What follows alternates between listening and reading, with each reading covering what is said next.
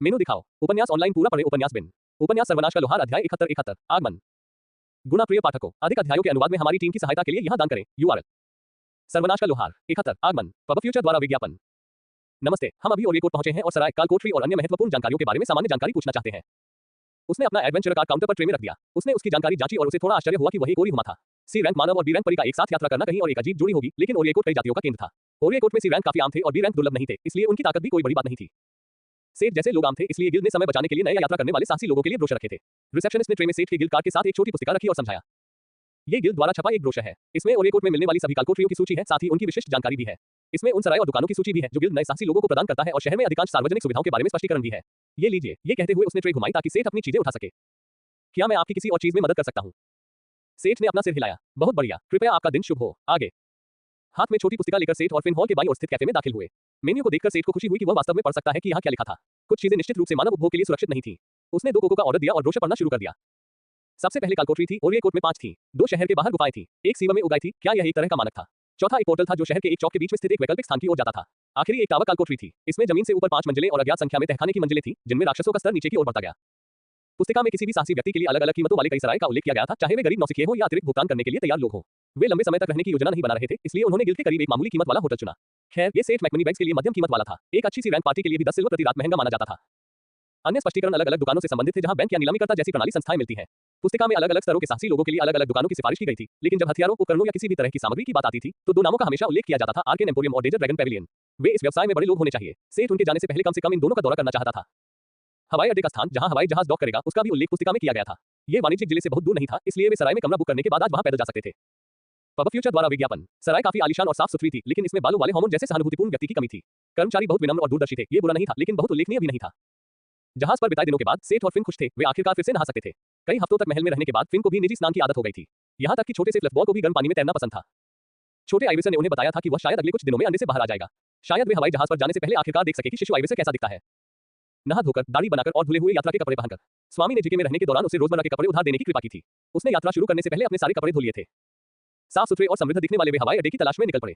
इसे ढूंढना मुश्किल नहीं था। हवाई अड्डा एक बड़ा खुला मैदान था जिसमें एक विशाल रैंप और हवाई जहाज पर सामान ले जाने के लिए क्रेन थे। आसपास के इलाके में थोड़ा पूछताछ करने के बाद उन्हें जल्दी से पता चल गया कि कौन सी व्यापारी कंपनी यात्री टिकट बेच रही थी। लेकिन जब वे वहां पहुंचे और अपनी इच्छाएं बताई, मुझे खेद है, लेकिन हमारी सीटें पूरी तरह से बुक हो चुकी हैं। अगले एयरशिप के लिए कोई खाली सीट नहीं है। क्या ये कैसे हो सकता है? दोबारा देखो, छोटी परी घबराहट और गुस्से के बीच झूल रही थी। ठीक है, ऐसा इसलिए है क्योंकि इसी में एक बड़ा कुलीन सम्मेलन होने वाला है। यहाँ तक कि आम लोगों के लिए भी जगहें बुक हो चुकी हैं। गुस्से में परी को देखकर क्लर्क को अपनी जान का डर लगा। फिर भी वो छोटी दिख रही थी। उसके पास भी रैंक के साहसी व्यक्ति की आभा थी, जो एक सामान्य व्यक्ति के लिए एक भयानक जंगली जानवर की तरह थी। सेठ ने जंगली फिन को अपने हाथ से पकड़ लिया और उसे इशारा किया कि वह इस मामले को सुलझा ले। उसने 2 शब्द कहे, कितना? पब फ्यूचर द्वारा विज्ञापन। नहीं, तुम समझ नहीं रहे हो। हम वास्तव में। कितना? वह आगे झुका और क्लर्क की आंखों में गहरी नजर डाली। वह आदमी और भी पीछे हट गया। ये शांत सज्जन उसके बगल में खड़े उस जंगली जानवर से ज्यादा डरावना क्यों था? मुझे लगता है कि आप गलत समझ रहे हैं कि यह यात्रा हमारे लिए कितनी महत्वपूर्ण है। उनकी उंगली उनके बीच काउंटर पर टकराए। ओरिएकोट दिलचस्प लग रहा था, जरूर, लेकिन वह यहाँ और 4 सप्ताह नहीं रहना चाहता था। क्या होगा अगर तुम जाकर किसी ऐसे व्यक्ति को बुलाओ जो वास्तविक निर्णय ले सके? हम उसके ढोल पीटते हाथ में चांदी के सिक्कों का एक ढेर दिखाई दिया और धीरे से उसे क्लर्क की ओर धकेल दिया। एक बार रिश्वत शामिल हो जाने के बाद डर खत्म हो गया। हाँ, मैं तुरंत ही आपके लिए श्री से मुलाकात का समय ले लूंगा। अभी सेठ द्वारा एक और छोटी सी गड्डी को खंगालने के बाद क्लर्क ने वास्तव में एक किताब में वर्तमान तारीख लिख ली और अपने बॉस को यह बताने चला गया कि आज उसकी मुलाकात का समय तय है। देखिए, जब तक आप लोगों पर पैसा फेंकते रहेंगे, वे मानेंगे। ये हिंसा से कहीं अधिक प्रभावी है। कृपया इस तरफ आएं, सर। जल्द ही क्लर्क उन्हें अपने बॉस के कार्यालय में ले गया। श्री मर्चेंट कंपनी के मालिकों में से एक थे और हवाई यात्रा और रसद के प्रभारी थे। वह एक ऐसे व्यक्ति थे जो एक व्यवसाय के विवरण के बिल्कुल अनुकूल थे। ओह, मुझे आपसे मिलकर खुशी हुई, श्रीमान। दूसरे ने सेठ का मित्रतापूर्वक अभिवादन किया। स्मिथ, मुझे भी खुशी है कि हम अंततः मिले, उन्होंने नियुक्ति के लिए इंतजार करते हुए कहा। हाँ, मिस्टर स्मिथ, मैं आपकी क्या मदद कर सकता हूँ? पहले तो श्री ने भी कहा कि एयरशिप पर कोई खाली सीट नहीं थी। क्या इसने सेठ को रोक दिया? नहीं। लंबी कहानी को छोटा करते हुए उन्हें अगले जहाज पर 50 सोने की कीमत पर एक केबिन मिला। क्या ये बहुत पैसा था? जरूर। क्या सेठ गरीब था? वास्तव में नहीं। अगर वह चाहता तो नकद में भी भुगतान कर सकता था, लेकिन उन्होंने बैंक के जरिए भुगतान करने का फैसला किया। सेठ के एयरशिप से चले जाने के बाद पैसे ट्रांसफर किए जाएंगे।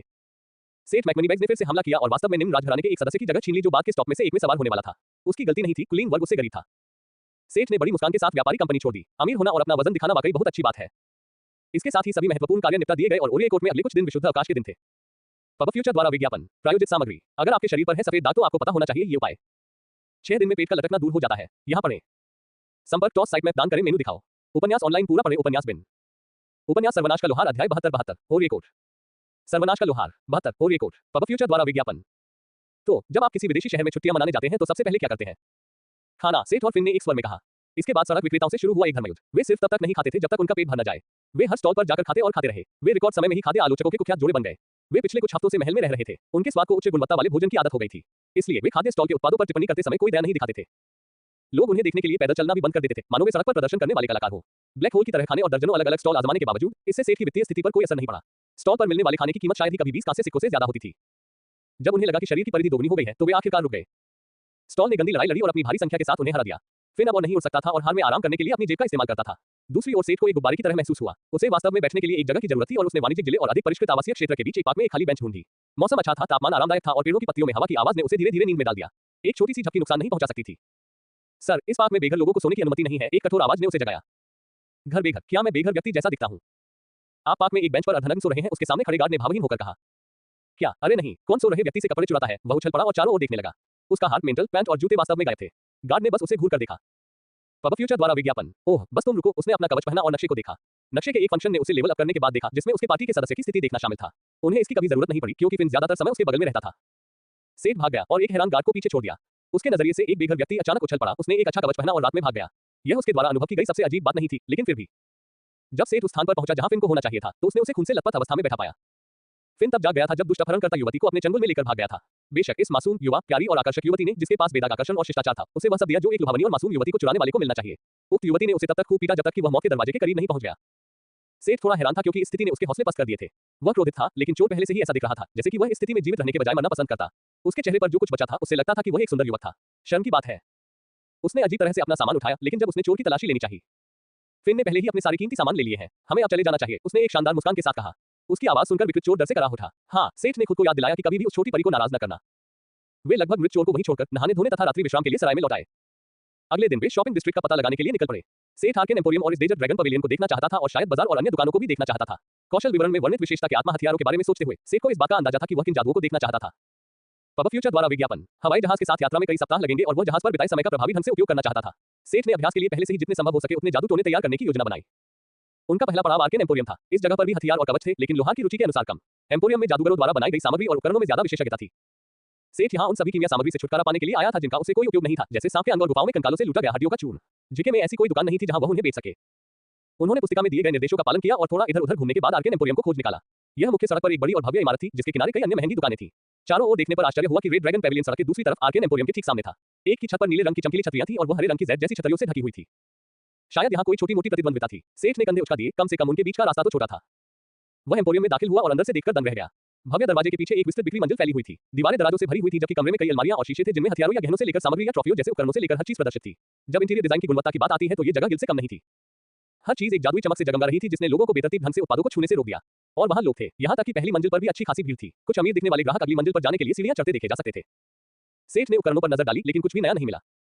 वे कुछ सामान्य और कई असामान्य वस्तुओं के बीच थे। उनमें से अधिकांश लेस देन उच्च गुणवत्ता वाले स्टील ग्रेटर देन से बने थे और कुछ less than dark iron greater than थे। राक्षस के अंगों से बने हथियार दिलचस्प थे, लेकिन असामान्य से परे कुछ भी नहीं था। कई हथियारों में जादुई प्रभाव थे, लेकिन उस तरह के नहीं जिन्हें वह स्कैन कर सकता था। दुकान में कोई कच्चा माल नहीं दिखाया गया था। यह इस आधार पर काम करता था कि आप क्या चाहते हैं और उसके लिए पूछें। अगर उनके पास स्टॉक में कुछ होता तो क्लर्क उसे ले लेता। यहाँ आने का मुख्य कारण डिमरसाल था। यह एक ऐसा खनिज था जो नमक जैसा दिखता था, लेकिन इसका रंग हल्का भूरा से काला था और less than dark steel greater than बनाने के लिए इसकी जरूरत थी। सेठ दुर्लभ सामग्रियों को बनाने में असमर्थ हो सकता है, लेकिन वह उन्हें गला सकता है। उसे यकीन था कि दुर्लभ सामग्री बनाने से उसके less than fire affection greater than को लेवल अप करने में मदद मिलेगी। लाइब्रेरी में बिताया गया उसका समय भी व्यर्थ नहीं गया। लाइब्रेरी में विशिष्ट साहित्य की कमी थी, लेकिन उसे एक ऐसी सामग्री का सुराग मिल गया था जो उसके छोटे से उपकरण की समस्या को हल कर सकती थी। अपने less than fire manipulation greater than का अत्यधिक उपयोग करने पर उसके कपड़े या उपकरण क्षतिग्रस्त हो जाना या पिघल जाना एक वास्तविक पीड़ा थी। सेठ ने या तो चीजों को आग प्रतिरोधी बनाने के लिए एक जादू की तलाश की या ऐसी सामग्री जो स्वाभाविक रूप से आग प्रतिरोधी हो। जाहिर है, ड्रैगन के चमड़े या तराजू जैसी सामग्री दिमाग में आई। मुझे मत हंसाओ, ऐसी चीजों पर उसका हाथ पाने का कोई तरीका नहीं था। अगर आप मैग्मा में अपना जीवन बिताने वाले उच्च स्तरीय राक्षसों को नजरअंदाज करते हैं, तो अगला सबसे अच्छा विकल्प फायर ग्लास नामक दुर्लभ पदार्थ था। यह एक तरह का ज्वालामुखी कांच था और इसका नाम इसके लाल पारदर्शी रंग के कारण पड़ा, जैसे कि एक स्पष्ट मानिक। अफवाहों में इसे अग्नि तत्वों का क्रिस्टलीकृत रक्त कहा जाता था। अंततः फिन को अपने कंधे पर बैठाए सेठ ने पेशेवर मुस्कान के साथ कई क्लर्कों से भरे लंबे काउंटर की ओर कदम बढ़ाया। पब फ्यूचर द्वारा विज्ञापन। संपर्क टॉस साइट में दान करें, मेनू दिखाओ। उपन्यास ऑनलाइन पूरा पढ़ें। उपन्यास बिन। उपन्यास सर्वनाश का लोहार अध्याय 73 द आर्केन एम्पोरियम। सर्वनाश का लोहार 73 the arcane emporium. Pub future द्वारा विज्ञापन। नमस्ते सर, मैं आपकी किस तरह मदद कर सकता हूँ? काउंटर पर कदम रखते ही सेठ का अभिवादन किया गया। सबसे पहले एक छोटा सा परीक्षण। सेठ देखना चाहता था कि क्या ये लोग वाकई पेशेवर हैं या अहंकारी व्यवहार करेंगे। उसने काउंटर पर एक छोटे कटोरे में हड्डी के चूर्ण का एक छोटा सा हिस्सा डाला। उसके पास इस सामान के लगभग 2 पूरे ढेर थे और एक इकाई 100 ग्राम की थी, इसलिए उसके पास लगभग 20 किलोग्राम हड्डी का चूर्ण था, जो कई जादुई व्यवसायों के लिए एक आम सामग्री है। यह न तो महंगा था और न ही दुर्लभ, लेकिन इससे कोई फर्क नहीं पड़ता था। सेठ बस क्लर्क की प्रतिक्रिया देखना चाहता था, लेकिन इसमें कुछ भी गैर पेशेवर नहीं था। उसने न तो कोई झिझक दिखाई और न ही कोई हरकत की। जब उसने कटोरा लिया और हड्डियों के चूर्ण का विश्लेषण करना शुरू किया तो उसका चेहरा हमेशा की तरह दोस्ताना था। हड्डियों के चूर्ण जैसी सरल और सस्ती चीज में भी अंतर था। क्या ये किसी ताजे कंकाल से आया था या किसी पुरानी लाश से? क्या ये कोई राक्षस था? क्या ये किसी कालकोठरी के अंदर था या बाहर? कुछ सवालों के जवाब देने के बाद क्लर्क ने प्रति किलो 10 चांदी की पेशकश की। यह पहली बार था जब क्लर्क ने अपना संयम खो दिया जब सेठ लगातार 20 किलो चांदी निकालता रहा। इस तरह उसने अपने भंडार में 2 और सोने के सिक्के जोड़ लिए। इससे उन्हें यहाँ की सेवा की गुणवत्ता पर भी यकीन हो गया। एक बार भी कर्मचारी पूरी तरह से पेशेवर से अलग नहीं लगे। उन्होंने बताया कि कीमत भी उचित थी। इसके बाद उसने किशोर के विभिन्न अंगों को बाहर निकाला जिनकी उसे कोई जरूरत नहीं थी। यूरेट ने उन सभी अंगों की कीमतें लिखी थी जो उसे मिलनी चाहिए थी और क्लर्क ने उन्हें 1:1 के अनुपात में बताया जैसे कि उसने भी वह सूची पढ़ी हो। सेठ वास्तव में थोड़ा मोल भाव करने के लिए उत्सुक था लेकिन स्टो ने उसके बिना पूछे ही उसे वह सारा पैसा दे दिया जो वह चाहता था। फिन खुशी-खुशी सेठ को पैसा कमाते हुए देख रहा था जबकि पालतू जानवरों वाले स्थान में आइवसे को यह सब काफी उबाऊ लग रहा था। किशोर के सभी अंग बेचकर जिन्हें वह बेचना चाहता था वो 15 स्वर्ण सिक्के और जमा करने में सफल रहा। क्या कुछ और है सर? उन्होंने इस काउंटर पर आसानी से आधा घंटा बिताया था लेकिन कर्मचारी अभी हमेशा की तरह विनम्र थे। चूंकि हम बेचने की परेशानी से निपट चुके हैं इसलिए मैं खरीदना चाहता हूँ। क्या आपके पास डिमर साल्ट है? दूसरे ने पुष्टि की और सामग्री लेने के लिए चला गया। वह भूरे से लेकर लगभग काले रंग के पारदर्शी क्रिस्टल से भरा एक कटोरा लेकर वापस आया। Less than dimmer crystal crafting सामग्री असामान्य। डिमर क्रिस्टल अंधेरी गुफाओं में उगते हैं और प्राकृतिक अंधेरे मैना को शामिल करते हैं। इन क्रिस्टल को पीसकर नमक बनाया जा सकता था जिसकी उसे less than dark steel greater than बनाने के लिए जरूरत थी। एक असामान्य सामग्री के रूप में वे बहुत महंगे नहीं थे और सेठ को 5 सोने के लिए 20 क्रिस्टल मिले। ठीक है, मैं भी फायर ग्लास की तलाश में हूँ। क्या आपके पास ये भी है? पब फ्यूचर द्वारा विज्ञापन। इस स्तर या उससे ऊपर का सामान केवल दूसरी मंजिल से ऊपर ही मिल सकता है। मुझे खेद है लेकिन इन मंजिलों में प्रवेश केवल विशेष ग्राहकों के लिए ही है। कितना? आप प्रिय ग्राहक, मेरा यह मतलब नहीं था। ओह कृपया, जब आप विशेष ग्राहक कहते हैं तो क्या आपका मतलब उन लोगों से नहीं है जिन्हें वहां सामान खरीदते समय कीमत के बारे में पूछना नहीं पड़ता? सेठ ने सिस्टम बैंक से वीआईपी क्रिस्टल कार्ड निकाला और कर्मचारी की आंखें चौड़ी हो गई। यह इस बात की गारंटी थी कि उसके खाते में कम से कम कई 100 गोल्ड है। यह इस बात की गारंटी देने के लिए पर्याप्त है कि मैं वहां तक जा सकता हूं, है ना? कर्मचारी ने जल्दी से सिर हिलाया और उन्हें सीढ़ियों से दूसरी मंजिल पर ले गया। यह मंजिल छोटी थी लेकिन इसका मूल्य बहुत अधिक था। वितरण पिछली मंजिल के समान ही था, बस एक रैंक बढ़ा दी गई थी। सेठ जो कुछ भी मूल्यांकन कर सकता था वह कम से कम असामान्य था और अधिकांश को दुर्लभ दर्जा दिया गया था। दुर्भाग्य से पहली मंजिल की तरह सेठ के लिए उपकरण किसी काम के नहीं थे। कम से कम वह यहाँ कोई जादू नहीं कर सका, लेकिन उसने अपनी सामग्री सूची में कुछ नई प्रविष्टियां प्राप्त की। एक कवच गहरे लोहे और चमकीले नीले पत्थर के मिश्रण से बना था जो बर्फ जैसा दिखता था। लेस देन मूनस्टोन शिल्प सामग्री दुर्लभ। यह अक्सर बर्फीले पहाड़ों की चोटियों पर बर्फ के बीच या झीलों की गहराई में पाया जाता है जो चांदनी को चमकीला रूप से प्रतिबिंबित करते हैं। इसका पानी और प्रकाश के साथ बहुत गहरा संबंध है। Greater than less than Vivian leather greater than और राक्षसों से प्राप्त अन्य सामग्रियों से बने कवच भी थे। ये सेठ के लिए जरूरी नहीं थे क्योंकि ये चीजें दुर्लभ थी। अगर वह पीसना चाहता था तो यह उपयोगी नहीं था और अगर वह इसका इस्तेमाल अपनी खुद की वस्तुएं बनाने के लिए करना चाहता था तो इसे पाना मुश्किल था। धातुएं उसके लिए अधिक रुचिकर थी। लेस देन नीला लोहा। इस लोहे ने प्राकृतिक मान की एक बड़ी मात्रा को अवशोषित कर लिया है और सभी तत्वों के साथ बढ़ी हुई आत्मीयता दर्शाता है। सेठ की खिड़की से खरीदारी करते समय कर्मचारी ने दीवार पर लगे दराजों में से एक से लाल क्रिस्टल का एक बड़ा टुकड़ा उठाकर लाकर उसे रोक दिया। ये सेठ की जांघ से भी मोटा था और उसकी बांह जितना लंबा था। कर्मचारी उसे उठाने में स्पष्ट रूप से परेशान था। Less than fire glass crafting सामग्री दुर्लभ। पब फ्यूचर द्वारा विज्ञापन। सक्रिय ज्वालामुखियों के क्रेटर में अक्सर पाया जाने वाला एक क्रिस्टल। ज्वालामुखी गतिविधि के निष्क्रिय स्थानों पर भी इसका खनन किया जा सकता है। अग्नि तत्व के साथ उच्च आत्मीयता ग्रेटर देन। अरे हाँ, ये वही था। भले ही रंग वास्तव में उसके स्वाद के अनुरूप था लेकिन सेठ वास्तव में उत्सुक था कि इससे बने कवच का क्या प्रभाव होगा। मैं इसे स्वीकार करता हूँ। हे भगवान, कितना बढ़िया पत्थर है। मुझे ये चाहिए। कमरे के दूसरी तरफ से एक युवक जिसकी उम्र शायद 14 या 15 साल थी ने आवाज लगाई और सेठ के फायर ग्लास की तरफ इशारा किया। उसने उस घमंडी लड़के को नजरअंदाज किया और कर्मचारी द्वारा चोरी से बचाने वाला सुरक्षा कवच छोड़ने का इंतजार किया। उन्होंने कर्मचारी को 40 स्वर्ण सिक्के दिए और सामग्री को अपने भंडार में रख लिया। मेरे ख्याल से क्या तुमने पहले ही फायर ग्लास बेच दिया है? एक सख्त दिखने वाला आदमी सख्त लबादे में दृश्य में आया। उसके पीछे पहले वाला छोटा सा बदमाश खड़ा था। मुझे पता था। सेठ ने अपने चेहरे पर एक संतुष्ट मुस्कान के साथ सोचा। सौदा हो चुका था। उसकी सूची में सामग्री थी और वह निश्चित रूप से इसे फिर से नहीं निकालेगा। मैनेजर, हाँ, मैंने अभी इसे बेचा है, उसने एक व्यावसायिक मुस्कान के साथ कहा। युवक हैरान होकर मेरी तरफ देखने लगा और मैनेजर के चेहरे पर उलझन भरी अभिव्यक्ति थी। लेकिन मुझे अपने कमरे के लिए वह क्रिस्टल चाहिए। मुझे दे दो, उसने कहा और सेठ की ओर मुड़ा। फिन ने अपनी छोटी-छोटी मुट्ठियां बांध ली और कुछ कहने ही वाली थी, लेकिन सेठ ने पूरी स्थिति को अनदेखा कर दिया और जाने के लिए मुड़ गया। ग्राहक, कृपया प्रतीक्षा करें। नहीं, ये फिन था जो मैनेजर की कॉल को अस्वीकार कर रहा था। सेठ ने उन्हें अनदेखा कर दिया और चला गया। दूसरी तरफ बैठे उस बच्चे ने जब अपने कंधे पर फिन को देखा तो उसकी आंखें बड़ी हो गईं और वह उनके पीछे भागा। उसके चाचा भी उसके पीछे गए। मुझे परी चाहिए, चाचा, मेरे लिए भी एक परी लाओ। उसके कंधे पर बैठा फिन जम गया और मैनेजर का चेहरा उतर गया।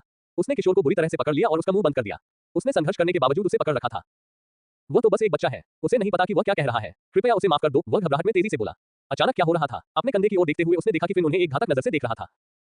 चले जाओ, मुझे अपना चेहरा फिर से मत दिखाना, उसने बर्फीली आवाज में कहा। मैनेजर ने उस बच्चे के सिर को उसी स्थिति में नीचे दबाते हुए गहराई से झुककर प्रणाम किया। वे सिर नीचे करके दुकान में वापस आ गए। वह क्या था? सेठ ने पूछा जब दोनों नजरों से ओझल हो गए। फिन को नहीं पता कि तुम्हारा क्या मतलब है, उसने मासूम मुस्कान के साथ कहा। क्या उसने अभी उसकी अभिव्यक्ति की कल्पना की थी? हाँ, चलो उस व्यक्ति को नाराज न करें जिसने कल रात किसी को पीट कर मार डाला था। वे सड़क पार करके डेजर्ट ड्रैगन पवेलियन में दाखिल हुए। अंदर का हिस्सा एम्पोरियम से बहुत अलग था। फर्श चिकने भूरे पत्थर से टाइल किए गए थे। क्रीम रंग की दीवारें, सुलेख स्क्रॉल और लकड़ी के बीम और खंभे चमकीले लाल रंग से रंगे हुए थे। बिक्री का फर्श हथियार और कवच के रैक से भरा हुआ था और काउंटर के पीछे गोलियों और औषधियों से भरा एक विशाल शेल्फ था। यहाँ भी सब कुछ चोरी रोधी जादू से ढका हुआ था। अंदरूनी हिस्सा आर्केन एम्पोरियम से कम शानदार नहीं लग रहा था, लेकिन इसकी एक अलग शैली थी। पहली मंजिल पर कई असामान्य वस्तुएं थीं, लेकिन अच्छी गुणवत्ता वाले सामान्य उपकरण भी थे। हर चीज पर हाथ से लिखा हुआ मूल्य टैग था। यह एक ऐसी जगह थी जहां कम जेब वाले लोग बिना किसी शर्मिंदगी के आ सकते थे और कीमत पूछने और उसे चुकाने में असमर्थ थे। मंडप में भी यही प्रथा थी कि अधिक महंगी चीजें ऊंची मंजिलों पर रखी जाती थी, क्योंकि सेठ को सीढ़ियों से प्रवेश करते समय कुछ अमीर दिखने वाले ग्राहक दिखाई दे जाते थे। पहली नजर में सेठ को यह बहुत अधिक आरामदायक लगा। पब फ्यूचर द्वारा विज्ञापन। संपर्क टॉस साइट में दान करें, मेनू दिखाओ। उपन्यास ऑनलाइन पूरा पढ़ें। उपन्यास बिन। उपन्यास सर्वनाश का लोहार अध्याय 74 डेजर्ट ड्रैगन पवेलियन। सर्वनाश का लोहार 74 desert dragon pavilion. Pub future द्वारा विज्ञापन। डेजर्ट ड्रैगन पवेलियन में शिल्प कक्षाओं द्वारा बनाए गए बहुत से आइटम थे। स्टोर में भव्य रूप से उत्कीर्ण और मंत्रमुग्ध कवच, हथियार और सहायक उपकरण प्रदर्शित किए गए थे। औसत रेटिंग कम होने के बावजूद शिल्प कौशल में अंतर के कारण चीजें बहुत अधिक महंगी लग रही थी। ये लगभग शर्म की बात थी कि एक प्रतिभाशाली जादूगर एक औसत दर्जे का कवच ले सकता है और उस पर कुछ जादू करने के बाद उसी कीमत पर खरीद सकता है, जो एक प्रतिभाशाली लोहार अपने उत्पादों को समान प्रभाव देने के लिए उत्कीर्ण इनले पर 1 घंटा बिताता है। हालांकि हो सकता है कि यह सिर्फ एक लोहार के रूप में उनका पूर्वाग्रह था। एम्पोरियम की तरह ही प्रथम तल पर भी सामग्री के मामले में कोई आश्चर्य नहीं हुआ। यहाँ असली लाभ उसे जादू के बारे में मिली जानकारी थी। लाइब्रेरी में उसने जो पढ़ा था उससे उसे पता था कि जादू को मोटे तौर पर 3 श्रेणियों में विभाजित किया जा सकता है, जो बुनियादी या सरल सर्किट, अधिक जटिल सर्किट और फिर संरचनाएं थी। उन्हें पहली मंजिल पर कई सरल सर्किट मिले, ऐसे हथियार जो खुद को या पहनने वाले को मजबूत बना सकते थे या जादू से लैस होने पर बुनियादी तात्विक क्षति पहुंचा सकते थे। जैसा कि उनके नाम सर्किट से पता चलता है, ये उत्कीर्ण या इंग्लिश सर्किट बोर्ड के कलात्मक संस्करण की तरह दिखते थे। वे आधुनिक तकनीक की तरह सख्ती से ज्यामितीय पैटर्न नहीं थे, बल्कि एक सजावटी उद्देश्य भी पूरा करते थे। उनका प्रदर्शन इस्तेमाल की गई सामग्री और कौशल के निष्पादन पर निर्भर करता था। उनका विवरण कुछ इस प्रकार था। लेस देन बर्फ का धनुष। सामान्य क्षति 80, स्थायित्व 150, 5 अतिरिक्त बर्फ क्षति पहुंचाएं। मन लागत 10 मिनट। एक सामान्य लकड़ी का धनुष, मोटे तौर पर मंत्रमुग्ध। Greater than. पब फ्यूचर द्वारा विज्ञापन। कोई भी देख सकता था कि जादू एक अनुभवी उत्कीर्ण द्वारा किया गया था, निश्चित रूप से अपने पहले प्रयास से बेहतर। कवच पर सरल जादू को रक्षा, विशेषता या प्रतिरोध को बढ़ाकर आइटम या पहनने वाले को मजबूत करने के रूप में संक्षेपित किया जा सकता है। एक बार जब सेठ को यकीन हो गया कि उसे कौन सा जादू चाहिए, तो वह काउंटर पर चला गया। क्लर्क की मुस्कान आर्केन एम्पोरियम के क्लर्क से इतनी मिलती जुलती थी कि यह लगभग डरावना था, खासकर इसलिए क्योंकि वे लोग एक दूसरे से बिल्कुल अलग थे। एम्पोरियम में क्लर्क एक सभ्य और सभ्य नौकर जैसा दिखता था, लेकिन इस आदमी में एक लड़ाकू की तरह अधिक आकर्षण था। उसके जंगली बाल और लबादे स्टार बैटल के गेरी जैसे थे। नमस्ते सर, मैं आपकी क्या मदद कर सकता हूं? अभिवादन भी वही था। सेठ की प्रतिक्रिया पड़ते ही दूसरे की व्यावसायिक मुस्कान शरारती मुस्कान में बदल गई। ग्राहक ने आर्केन एम्पोरियम का पहले भी दौरा किया होगा। मैं बस मजे के लिए उनके रियल व्यवहार की नकल कर रहा हूं। अगर मेरी वजह से आपको असहज महसूस हुआ तो मुझे खेद है। क्या ये बेहतर है? उसका व्यवहार पूरी तरह बदल गया और वो एक परिचित कम औपचारिक तरीके से बात करने लगा। सेठ को बोलने का ये ज्यादा दोस्ताना तरीका पसंद आया और उसने सिर हिलाया। तो फिर आज मैं आपकी क्या मदद कर सकता हूं? सेठ ने उन वस्तुओं की सूची बनाई जिन्हें वह खरीदना चाहता था और क्लर्क की आंखें खुली की खुली रह गई। सेठ ने लगभग 20 अलग-अलग हथियार, कवच और सहायक उपकरण सूचीबद्ध किए थे। ये सब आसानी से लगभग 40 स्वर्ण के बराबर था। ये केवल पहली मंजिल पर भुगतान करने के लिए कोई छोटी राशि नहीं थी। इतनी बड़ी खरीदारी के बाद सेठ को असामान्य और दुर्लभ उपकरणों से भरी दूसरी मंजिल में प्रवेश करने में कोई समस्या नहीं हुई। यहाँ ऊपर की चीजें आर्केन एम्पोरियम की दूसरी मंजिल पर मौजूद चीजों के समान ही गुणवत्ता वाली थी। उन्हें यहाँ कुछ और दिलचस्प सामग्री मिली। वहाँ पतले और बहते रेशम से बना एक लबादा था। ये लगभग पारदर्शी था और क्लर्क ने उसे बताया कि कपड़ा स्टील जितना मजबूत था। लेकिन यह मुख्य विशेषता नहीं थी। लबादे का प्रभाव पर कठोर हो जाना और प्लेट कवच की तरह हमले को रोकना था। क्लर्क ने समझाया कि यह जादू का प्रभाव नहीं था, बल्कि अरेक ने बुनकरों के नस्लीय बुनाई कौशल का एक लाभ था। कोई भी इस कौशल की नकल नहीं कर सकता था। वहाँ टाइटेनियम से बना कवच भी था। खैर, वह कवच नहीं जिसे सेठ जानता था। लेस देन टाइटेनियम शिल्प सामग्री, दुर्लभ। टाइटन्स के रक्त अयस्क से चालाक कीमियागरों द्वारा संश्लेषित एक धातु। प्रभाव रक्त अयस्क पर निर्भर करता है। Greater than. सेठ कवच को देखकर अनुमान लगा सकता था कि वर्णन का क्या मतलब है। इसमें कुछ अनोखे प्रभाव थे, जैसे कि ताकत में भारी वृद्धि और पृथ्वी तत्व के साथ आत्मीयता। इसने पहनने वाले के आकार को थोड़े समय के लिए बढ़ाने का विकल्प भी दिया। इसे सेठ ने जादू कहा था। पब फ्यूचर द्वारा विज्ञापन। इन कवचों में उन्हें जटिल सर्किट के कुछ और उदाहरण मिले। वे सरल कवचों की तुलना में बहुत अधिक घुमावदार और भूल-भुलैया जैसे थे। सेल्टिक गांठों या आदिवासी पैटर्न की तरह उनके प्रवाह का अनुसरण करना कठिन था। ये सेठ द्वारा कल्पना की गई सजावटी नक्काशी या नक्काशी की तरह भी दिखते थे। उनके प्रभाव बहुत अधिक विविध और अमूर्त थे। वे न केवल अपने आसपास के वातावरण को प्रभावित कर सकते थे, बल्कि जहर, लकवा या भय जैसी स्थिति संबंधी विसंगतियां भी पैदा कर सकते थे। उन्होंने मैना ड्रेन और लाइफ स्टील भी पाया। सरल लोगों से एक बड़ा अंतर यह भी था कि इनमें से कुछ जादूगरों और स्थायी प्रभावों के लिए उपयुक्त थे। उदाहरण के लिए, लेस देन ट्यूनिबट का स्टाफ। दुर्लभ। क्षति 120, स्थायित्व 1500। 1 मन जोड़ 250। 2 मन जोड़ 5%। ट्यूनिबट के लिए एक बोने लोहा द्वारा बनाया गया एक जादूगर का डंडा। हाथापाई में कुछ क्षति पहुंचाता है और बिजली के जादू से होने वाले नुकसान को 75% तक बढ़ा देता है। Greater than. इसके अलावा इसमें जादूगर विरोधी वस्तुएं भी थीं, जिनमें मौन शोर दूर करना, परावर्तन जैसे प्रभाव थे, तथा कुछ दुर्लभ वस्तुएं भी थीं जो बुद्धिमत्ता जैसे गुणों को नुकसान पहुंचा सकती थीं। इस मंजिल पर अधिकांश वस्तुएं 10 से लेकर 100 सोने तक की थीं। सेठ ने केवल कुछ छोटी चीजें चुनी। आखिरकार उसे खुद वस्तुओं की जरूरत नहीं थी, केवल जादू के लिए पैटर्न की जरूरत थी। 3 खंजर, एक जहर के साथ, एक स्वास्थ्य के साथ और आखिरी मैना ड्रेन के साथ।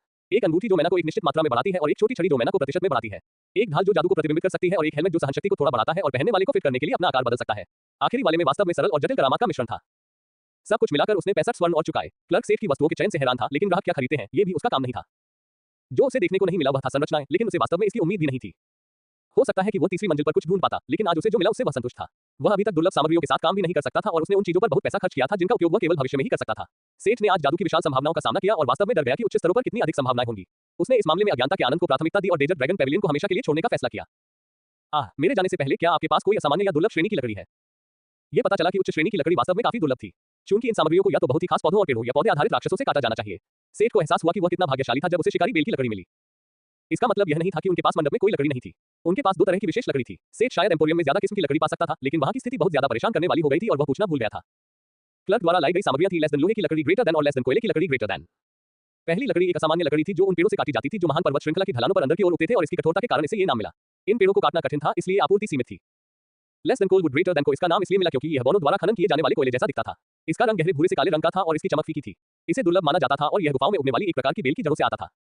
उनमें से प्रत्येक का केवल एक टुकड़ा था और वे सेठ के उद्देश्यों के लिए मुश्किल से पर्याप्त थे। सेठ ने दोनों को 10 सोने में खरीदा और उन्हें अपनी सूची में रख लिया। सेठ को अभी बस इतना ही चाहिए था, इसलिए उन्होंने जाने का फैसला किया। दरवाजे पर वे 2 सैनिकों के पास से गुजरे जो एक युवक को स्ट्रेचर पर ले जा रहे थे। फिंस और सेठ की नजर स्ट्रेचर पर पड़े उस आदमी के मुश्किल से पहचाने जा सकने वाले चेहरे पर पड़ी। वह शायद काफी सुंदर रहा होगा, इससे पहले कि किसी ने उसके चेहरे को फिर से व्यवस्थित करने और उसके सीधे हल्के भूरे बालों को नोचने का फैसला किया। क्या उन्होंने उसे पहले कहीं नहीं देखा था? जैसे ही वे सड़क पर निकले, मेरे बेटे, ओह मेरे बेचारे बेटे, ये तुम्हारे साथ किसने किया? उन्होंने मंडप के अंदर से चीख सुनी। उन्होंने दुकान में वापस देखा। एक तरफ जहां कर्मचारियों के लिए एक दरवाजा था जो दुकान के अंदर की ओर जाता था, दो शहर के पहरेदार खड़े थे और एक बुरी तरह से घायल युवक स्ट्रेचर पर पड़ा था। स्ट्रेचर के पास घुटनों के बल बैठा एक अधेड़ उम्र का आदमी था जिसकी पतली लंबी मूंछें थी और उसके बालिक बन में बंधे हुए थे। उसने क्लर्क के लबादे का उच्च गुणवत्ता वाला संस्करण पहना हुआ था। मैनेजर। आखिरकार उन्हें याद आया कि उन्होंने उस युवक को पहले कहां देखा था। सेठ ने चौड़ी आंखों से फिन को देखा और आंखें फाड़कर बोला, एक और नहीं, पहला। फिन ने आर्केन एम्पोरियम और डेजर्ट ड्रैगन पवेलियन दोनों के वंशजों को सबक सिखाया था। उस क्रूर व्यक्ति ने माफी मांगते हुए अपने कंधे उचका दिए। वे जल्दी से दुकान से बाहर निकल गए। हालांकि यह निश्चित था कि प्रबंधक के बेटे को कभी होश आया या नहीं। अगर आया भी तो वे पहचाने जाने के लिए वहां नहीं रहना चाहते थे। दोनों ने कुछ समय अन्य दुकानों पर जाकर बिताया जहां से सेठ ने भविष्य में उपयोग के लिए सस्ती और सामान्य सामग्री खरीदी। देर हो रही थी और कल प्रस्थान का दिन था। सेठ ने अंततः सराय में लौटने से पहले शहर के रेस्तरां का एक और दौरा किया।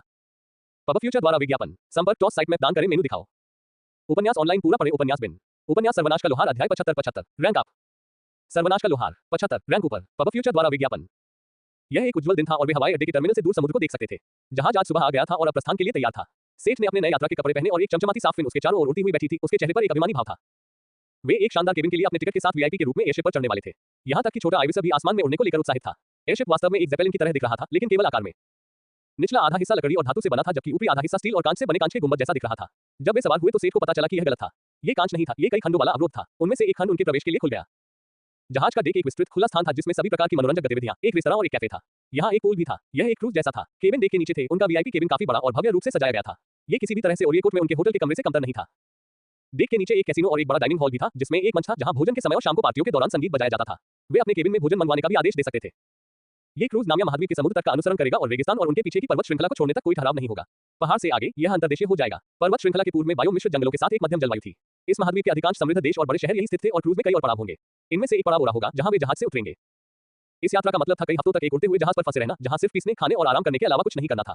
ये स्वर्ग जैसा था। ये जानते हुए कि वे दूसरे अमीर लोगों के बीच हैं। दूसरे यात्रियों ने बहुत ज्यादा दोस्ताना व्यवहार किया और सेठ सभी रईसों और अमीर व्यापारियों के साथ घुल मिल गया। सेठ की बैटरी को रिचार्ज करने के लिए पूल में आराम करने, अच्छा खाना खाने और कैसीनो में कुछ पैसे जीतने में कुछ दिन लगे। आखिरकार उसे असली काम शुरू करने की प्रेरणा मिली। ओरिएकोट में उसने जो सामान खरीदा था उसे बहुत पहले ही स्कैन कर लिया गया था और बस उसका परीक्षण किया जाना बाकी था। लोहार को बुलाया गया। उसका दिमाग तैयार था और जैसे ही वह काम शुरू करना चाहता था उसने अपने दिमाग में एक खुशनुमा चहचहाहट सुनी। ये बेबी एविसा था। शराबी कोकून ने भी एयरशिप पर पिछले कुछ दिनों का आनंद लिया था। उसे रेगिस्तान को देखना और आसमान में इतनी ऊंचाई पर सूरज का आनंद लेना बहुत पसंद था। वे लगभग भूल ही गए थे कि कोकून वास्तव में अभी भी एक अजन्मे बच्चे जैसा कुछ था। अब वह क्षण आ गया था जब छोटा बच्चा अंडे से बाहर आना चाहता था। उत्साहित होकर सेठ फिन को लेने के लिए डेक पर भागा जो पूल के किनारे डेक चेयर पर आराम से बैठा हुआ संडे खा रहा था। ये हो रहा है क्या आप जालसाजी शुरू करने वाले नहीं थे? छोटा आइविसर अंडे से बाहर आने वाला है। अगर आप देखना चाहते हैं तो आइए। पब फ्यूचर द्वारा विज्ञापन। ऐसा कहकर दोनों तेजी से अपने केबिन में वापस आ गए जहां सुनहरा कोकून चुपचाप बिस्तर पर लेटा हुआ था। क्या मैं अभी शुरू कर सकता हूं? उसने टेलीपैथी के जरिए दोनों से पूछा। मन के जरिए बात करने की उसकी क्षमता हाल ही में बहुत मजबूत हो गई थी। उनके रिश्ते में भी ठोस विकास हुआ था और वे अच्छे दोस्त बन गए थे। उन्होंने किसी चीज के कुतरने की आवाज सुनी और सुनहरे कोकून पर एक छोटा सा उभार देखा। काटने से कोकून में छोटा सा छेद खुल गया और बढ़ने लगा। सेठ और परी की आंखें चमकने लगी जब एविसर ने धीरे-धीरे दुनिया के सामने अपना रूप दिखाया। सेनोबोट जैसा भयानक प्राणी एक शिशु के रूप में इतना प्यारा कैसे हो सकता है? क्यों? मेरी शक्ति को नमन करो क्योंकि मैंने तुम्हें अपनी उपस्थिति से धन्य किया है। कोकून से जो निकला वही बर्फ सफेद कैटरपिलर था जिसका सिर गोल सुनहरा था और 3 जोड़ी बड़ी आसमानी नीली आंखें थी। ये सेठ के अग्रभाग की लंबाई के बराबर था। इसका फूला हुआ गोल मटोल और मुलायम शरीर किसी वयस्क आइविसर से बिल्कुल भी मेल नहीं खाता था जो किसी को भी तीखे सिरेमिक का आभास देता था। क्यों? मुझे इस तरह देखना बंद करो। ये डरावना है। वह रोती हुई दूसरे दो को घूर रही थी। पहले पंख मारो। वह अचानक चिल्लाए और नवजात कैटरपिलर पर कूद पड़ी जो अभी भी उससे कई गुना बड़ा था और उसे पूरे शरीर से गले लगा लिया। यह उचित नहीं है, उसने कहा और उन दोनों को अपने गले में खींच लिया। छोटा आइविसर प्रतिक्रिया करने के लिए बहुत घबराया हुआ था क्योंकि सेठ को उसके नर्म और रोएदार शरीर को गले लगाने में मजा आ रहा था। क्यों? रुको, मुझसे दूर हो जाओ। मैं कोई खिलौना नहीं हूँ। पब फ्यूचर द्वारा विज्ञापन। वे अपने दल के नए सदस्य के साथ कुछ समय तक मौज मस्ती करते रहे जब तक कि वह उनके साथ घमंडी व्यवहार करना बंद नहीं कर देता। अगली बात जो हुई वह ये थी कि फिन ने उस पल का फायदा उठाया जब सेठ लापरवाह था और उसने कैटरपिलर का अपहरण कर लिया, उसके साथ पूल की ओर भाग गया। सेठ ने उनका पीछा नहीं किया। उसने इससे पहले कुछ करने की योजना बनाई थी, इसलिए उसने इसे करने के लिए इस मौके का इस्तेमाल किया। सबसे पहली चीज जो वह अंततः बनाना चाहता था वह थी लेस देन 4 का ओबोल ग्रेटर देन। लेकिन वह ऐसा नहीं कर सका। हथौड़े में कोई निश्चित सामग्री नहीं थी। यह एक विकास आइटम था, लेकिन यह उस सामग्री की रेटिंग से शुरू होगा जिससे इसे बनाया गया था। सेठ less than blacksmith greater than में रैंक के बहुत करीब था। उसे यकीन था कि वह less then dark steel greater than से लेस देन 4 का ओबोल ग्रेटर देन बना सकता है जब तक कि वह less than blacksmith adept greater than तक पहुंच जाए। और यही कारण था कि उसने पोलांस बनाना शुरू किया। पोलांस क्यों? उसे कम काम में बहुत अनुभव मिलेगा इसलिए। उसने पहले कोई पोलांस नहीं बनाया था क्योंकि उसके पास लकड़ी की कमी थी। अब उसके पास अपनी इन्वेंट्री में 3 स्टैक थे। जिके में खरीदे गए पोलांस के लिए लगभग 300 तैयार शाफ्ट। हालांकि लकड़ी आम थी लेकिन लेस देन उच्च गुणवत्ता वाला स्टील ग्रेटर देन परिणामों को असामान्य बनाने के लिए पर्याप्त से अधिक होगा। भाले, हलबट, ग्लेव, युद्ध हथौड़े आदि कई तरह के थे लेकिन उन्हें सबसे ज्यादा पसंद था पोलैक्स। इसमें एक कील, एक हथौड़ा और एक कुल्हाड़ी का ब्लेड था। इससे ढेर सारा अनुभव भी मिलता था। वे सभी मूल ब्लूप्रिंट का हिस्सा थे जो उसे शुरू में दिए गए थे और उसने पहले की तरह ही उसी पैटर्न का पालन किया। हर बार जब वह एक नया हथियार बनाना शुरू करता था तो वह less then blueprint greater than की मदद से 1 या 2 प्रोटोटाइप बनाता था और फिर मुफ्त निर्माण में बहुत सारे बनाने के लिए आगे बढ़ता था। Less than blacksmith apprentice love 9 greater than पर उसने जो असामान्य हथियार बनाए थे उनके लिए जो अनुभव उसने पहले कभी नहीं बनाए थे वह 0.5-1% के बीच था। सेठ ने अगले 2 सप्ताह सभी तरह के पोलांस बनाने में बिताए। वह पूरे दिन काम करता था सिवाय उस समय के जब वह खाने, सोने या फिन और छोटे एविसर के साथ मौज मस्ती करने जाता था। अंत में उसने 150 से ज्यादा हथियार बना लिए थे। लेस देन डिंग कौशल लोहार प्रशिक्षु 9 लोहार प्रशिक्षु 0.10 बन गया है। ग्रेटर देन लेस देन डिंग कौशल लोहार प्रशिक्षु +10 लोहार दक्ष +1 बन गया है ग्रेटर देन। सेठ को राहत महसूस हुई। पिछले 2 सप्ताह वास्तव में काफी आराम से बीते थे, लेकिन सेठ अभी भी खुश था। उसने तुरंत less than dark steel greater than की एक छड़ निकाली और उसे फोर्ज में डाल दिया। पिछले 2 हफ्तों से यही सब चल रहा था। उसने चमकती हुई गर्म धातु को फोर्ज से निकाला और उसे निहाई पर रख दिया। उसने अपना हथौड़ा घुमाया और कुछ नहीं हुआ। हथौड़ा आसानी से धातु पर लगा और एक लचीली सामग्री में गड्ढा बना दिया। कोई संदेश नहीं कि उसका कौशल बहुत कम था, ये काम कर गया था। अब वह अंततः दुर्लभ सामग्री के साथ काम कर सकता था और less than dark steel greater than से लेस देन 4 ओन का ओबोल ग्रेटर देन बना सकता था। उसने पहले ही 3 काले लोहे के अयस्कों को डार्क स्टील सिल्लियों में बदलने के लिए डिमर साल्ट का उपयोग किया था। उसकी अग्नि हेरफेर वास्तव में इससे +9 तक पहुंच गई थी। आज देर हो चुकी थी, इसलिए वह कल हथौड़ा बनाएगा। सेठ देख पर बाहर निकला और शाम की ठंडी हवा उसके पसीने से भीगे कपड़ों से होकर बह रही थी। चाहे वह इसे जितनी बार भी देखे, दृश्य वाकई लुभावना था। हवाई जहाज अब पर्वत श्रृंखला के नजदीक पहुंच चुका था और नीचे का परिदृश्य अब रेत के रेगिस्तान से बदलकर चट्टानी रेगिस्तान में बदल चुका था, जहां कई दिलचस्प चट्टानें थीं जो सूर्यास्त की लाल रोशनी में लंबी और विचित्र छायाएं बना रही थीं। और फिर ऊपर बैंगनी नीले आसमान पर सितारे और चांद धीरे-धीरे नजर आने लगे। उसने पाया कि फिन और छोटा एविसर डेक पर कैफे में बैठे हुए हॉट कोको पी रहे थे और अपनी मेज पर बैठ गए। सेठ, क्या आपका काम पूरा हो गया? फिन ने प्रसन्नतापूर्वक पूछा। पफ, हो गया, मेरी कुशलता आखिरकार बढ़ गई। अभी तो बस शुरुआत है। उसने हंसते हुए हॉट कोको का भी ऑर्डर दिया। वे देर रात तक बातें करते रहे। कैटरपिलर के पास बताने के लिए बहुत सी दिलचस्प कहानियां थीं। दूसरी ओर सेठ उन दोनों को टीवी शो और गेम की कहानियों के बारे में इस तरह से बताने में मजा ले रहा था जैसे कि वे परियों की कहानियां हो। ऐसे क्षणों में सेठ को कभी घर वापस लौटने के बारे में संदेह होने लगा। पब फ्यूचर द्वारा विज्ञापन संपर्क टॉस साइट मैप दान करें।